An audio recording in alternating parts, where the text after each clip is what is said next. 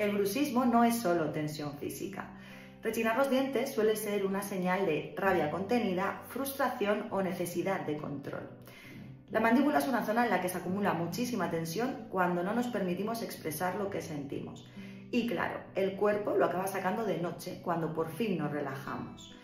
Antes de ir a dormir, prueba a masajear suavemente tu mandíbula y a escribir en un papel todo aquello que no quieras llevarte a la cama.